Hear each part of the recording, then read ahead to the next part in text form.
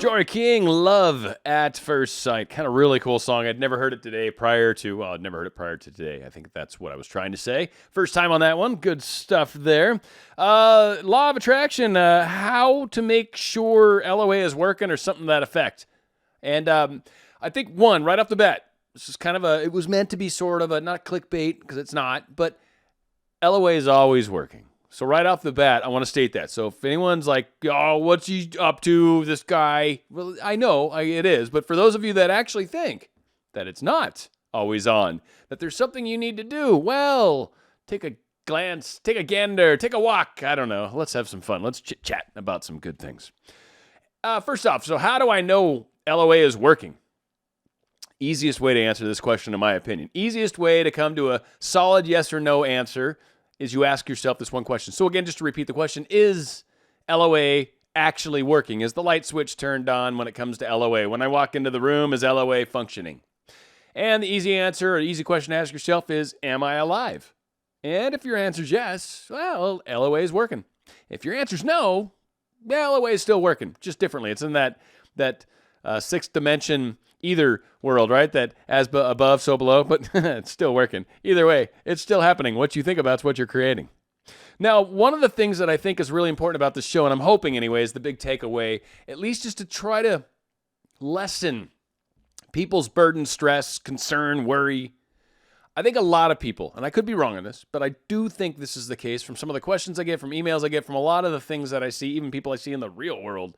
I've noticed that there are sometimes this tendency to get hung up on different ways to do things, or maybe different techniques that I should use to do X, Y, and Z. Now, I will do a caveat on this, but I'm just kind of keeping it bland and keeping it vanilla for the moment. But a lot of us kind of feel like, well, I must need to do something else because obviously I'm not doing it correctly. Obviously, because it hasn't happened yet. Now, when we're doing this, please understand, and I'm going to kind of go through that just statement because I know that internal dialogue happens with so many of us. I know I must be doing something wrong because when I look at right now, I don't have what I'm seeking, so I need to do something different, and then I'll have right now what I'm seeking. The problem in this whole thing is the fallacy of one, that you're doing something wrong. Fallacy one. You're completely incorrect. Boom. So what if I'm doing something wrong? Okay, let's just remove that part of the question because that's ridiculous. All right. So it hasn't happened yet. Well, yeah, of course. You keep focusing on the fact of right now that I don't have it. I've said this before, and I still think it's something that's, hopefully there's a level of depth to it, but I think it's important to pay attention to. You would not be doing Law of Attraction right now. You would not be looking at these Neville Goddard techniques. You would not be watching my channel if you were not trying to, in some way, shape, or form, enhance your current situation into a different situation. Or, like I said, enhanced. Or you're trying to make something that you currently don't have to be something that you currently do have. So right now, you don't have it. So if I pay attention to right now, and I use that as any sort of guiding mark, then that's where I will stay. Because I will continue to focus on right now, and I will continue to have what I have right now. Or I will continue to not have what I have right now. What we put focus on is what we create. It's the thoughts during the day. I just did a show on it recently. It's the little moments during the day that probably count more than anything. This is my new ideology, new theory, because I started realizing that's where a majority of my play is at. That is where a majority of the things that I'm thinking about happen. My little before I go to bed thing and my little when I wake up in the morning thing does not compare in the amount of time or emotion as I spend during the day on some occasions. Some days are either A, I can't stop thinking about her, or in some days it's like, oh, she doesn't love me, I'm not good enough, I'm worthless, I'm a piece of crap. Can't get enough of her. That's a great place to be. Fantastic. And you'll usually notice there's a lot of really groovy things that are happening. So there's a very connected, very high energy, very wonderful place that you are currently at, and you're experiencing neat things because of it. And then there's the other side that's kind of, and you're probably not experiencing a whole lot of wonderful things. That's probably why you're in that phase. And the joy of that is for many of us, and I say joy not sarcastically, I mean it. The joy of noticing that it sucks right now is that it's probably the fact that you're focused on what I have right now. Or generally speaking, I should say it the other way, because actually what I have right now is a better way to look at it. What I don't have right now is what gets so many people frustrated, hurt, grumpy, whatever. Now, when you look at all the things you do currently have right now, that is, yes, a good way to look at it, because there's a lot of wonderful things you do have. You've got things that are, you got a job, maybe you got your health, health, like I swear, I'm there with you, right? Like someone says, well, you got your health. It's like, really, that you might as well just say, well, you're alive. Okay, thanks. That doesn't necessarily, fix this. I get it. Yeah, yay, I'm alive. Okay, anyway, while I'm alive and noticing I'm not with so-and-so, it does, I agree. But if you focus on all the good things you got a good job, because you're obviously working on yourself. Obviously you are. We've talked about this over and over and over. So obviously you've been spending time on yourself. You've made progress. You've come along maybe spiritually in your evolution in that regard. You've gotten better at this law of attraction stuff. You're getting parking places. People are handing you stuff. You're finding money everywhere. It's like all sorts of crazy stuff's happening. All right, cool. You maybe got yourself a new promotion, right? That good thing's going on. Maybe you've moved. Maybe you got a new car. Maybe you're getting attention from all these different people wherever you go. Like, if you're a guy, ladies are digging on you. And guys are like, oh my, who's, oh my. Oh my. No, they hopefully aren't saying that, because that's just stupid. You would definitely not be scoring dates when you walk up to a lady and you're like, oh my. Right? No. Yes, here's my phone number. Please call me. You had me at oh my. No, that's not happening. Especially when you say it all creepy, weird sounding like that. So, am I doing these techniques wrong? No. Your techniques are irrelevant. Really, what it comes down to is what you're thinking, doing, saying, and then how you feel, and then that's law of attraction. There you go. Done. It's on. It's happening always, 100% of the time. If you're alive, or even if you're not, it's actually happening 100% of the time. Now, techniques. Whoa.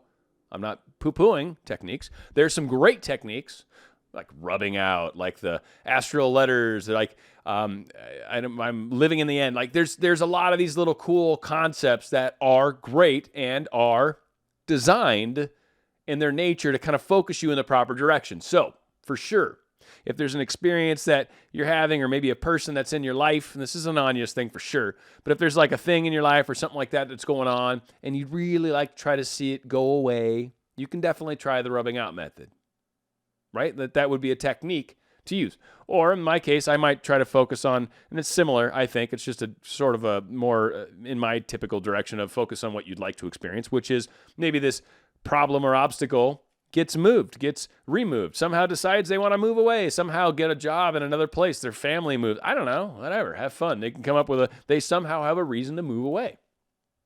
And that's much like the rubbing out technique. It's just that's more of a drawing them out of your life, I guess, versus sort of imagining a life where they've somehow removed themselves for you, and it benefits them, right? It's a win-win for everybody. You get them out of your way, and then on top of that, they benefit in a better scenario. They got a job promotion that makes them move. Oh, gosh, I'll miss you. Let's have a party before you go. That'd be great. Right? It's the same thing. So again, there are techniques that are good, but if you're trying a technique because this isn't working, so I need to try something else. No, it's not that it's not working. It's because you keep saying this isn't working, or you keep noticing, she's not here yet. That is keeping you where you're at. You keep noticing that he's not here. You keep noticing. And first off, I've kind of wondered, that's been one of the big questions too, not to try to get off on tangents because I'm a freaking rock star when it comes to that. But I've really started realizing it's like, what is actually being together? Is communicating part of that? Well, yeah. Okay, what is it? Living together? Well, that's pretty extreme, right? I mean, I'd like to date a bunch of times before I necessarily move in. All right, so that's okay, let's push that out a little bit. All right, are we dating enough? Well, we hang out every once in a while. Okay, well, shucks. I'm kind of doing better than I realized. So again, for a lot of us, where is it in the scope of it? Are you kind of there? Well, stop thinking it needs to be 40 paces further down that way. You're moving along. Don't mess it up. I might be like, we're not married yet. We just second date. Yes, but we should be married by now. Yeah, that's not absurd. No, please. That's what everybody does. Hello. I know. I'm the crazy one. Right, exactly. So again, we need to kind of be cautious in our expectations, if you will. And a lot of times that's ego. Ego's always there to try to be like, well, it's not good enough. Well, shut up, ego. You're not good enough. You're bothering me with all your questions, first off. Everything's great, right? Just tell your ego, like, please. It's like a little child, right? Oh, I'm not happy. Well, it's tough. Go play with your iPad. Shut up. I don't have kids. That's why I say something ridiculous like that, even though I think it's more common than most parents like when before they have kids, right? They're like, no, my kids will not watch TV. They will never eat candy. They will never question anything. And then you have children and you realize, oh my God, all those things are wrong. And geez, go, please watch your iPad for hours. Ruin your brain. I don't care. Give me a break. So again, the big thing for a lot of us when it comes to techniques, my last little piece to this whole aspect of it, for those of us that are looking for techniques, different things to try, different things to do, here's the place where I think it's also a very good idea. If you're trying other things, because maybe this just doesn't feel good, maybe, I don't know, it's just not, I'm not into it, it's harder to do daily, there's just something about it, I have a harder time believing it, okay, well then maybe try something different. And that's one of those things where keep trying things maybe until you find one or two or three or four things that really like you vibrate with, that work for you, that you can do, that you can believe, that you can get behind. And then that's a great technique because no matter what, law of attraction is always on. Light switch, poof, always on. It's a very efficient system, so don't worry, we're not wasting power. And it's not coal powered. It's like solar. Something very clean, very, very green. What's going on with the law of attraction? It's always happening. It is a delicious, powerful, constantly working function in our lives. It is exactly like gravity, like everyone likes to compare it. And I think it's a beautiful comparison. Gravity's always on. I mean, we don't want to get into the technical specifics of it, but so long as you live on the planet of the Earth, gravity's pretty consistent.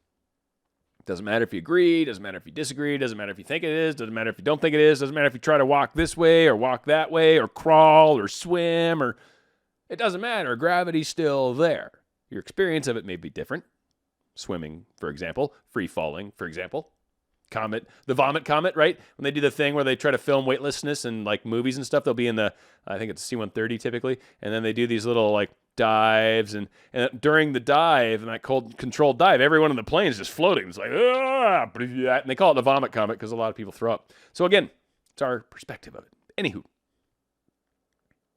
we all want to go about finding a way that feels good. When you come to a way that feels good, when you come to a way that you can truly get behind, that you can truly like latch onto, then it becomes easier to believe. It becomes easier to do. It becomes easier to get behind. It's something you can do more frequently. Because like I said, no matter what, law of attraction's on 100% of the time. So it's not what you're doing per se, or necessarily how you're doing per se. How do you feel when you're doing it? Or is it bringing about a positive feeling, a positive vibration? Whatever it is. Doesn't necessarily have to be I'm in love with so-and-so, but just, hey, I'm happy. That's better than, this sucks, right? That's way better. And you're definitely going to attract your soulmate quicker with a I'm happy vibration than so much trying to constantly push love on them, because that can be kind of overwhelming in its own right. But when you're also happy, again, it's all these things that are like perceptions. So when someone's really, really happy, really content, really comfortable and confident with who they are, very just in general happy with life. Like I don't know, maybe they're just rich. Whatever the thing is, they have the most beautiful boyfriend or girlfriend on their arm. They've got more money than God. Like whatever the thing is, that would just be like, I'd be so happy, right? Like, so what that's where they're at with this. I have no idea where I was going with this whole question. The concept, yes. So when you look at these people and they've got that energy and they're vibrating at that way, you look at them and a lot of times you get that feeling about them. You see something about them. They just look attractive. There's something about them. The guy might be butt ugly, but you look at him and you're like, you're just so like glowing. That is what the energy does when you're vibrating that way. That's why doing whatever, so long as you feel good and you can get behind it, boom, run with it. You found it. Just bust it. Start busting it. You got this. Don't worry about, am I doing it wrong? No, shush. Stop asking that question. What feels good? Law of attraction's always on.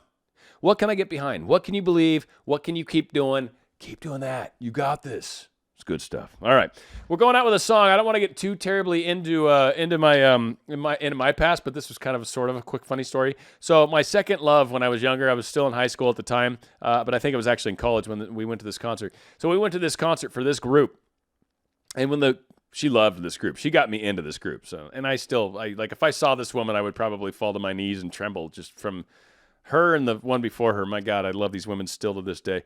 But long story short, she actually cried when the lead singer came out on stage. And I was so hurt, man. I was like, I don't know. I was like 19 or 20 or something stupid. And my girlfriend cried for another man.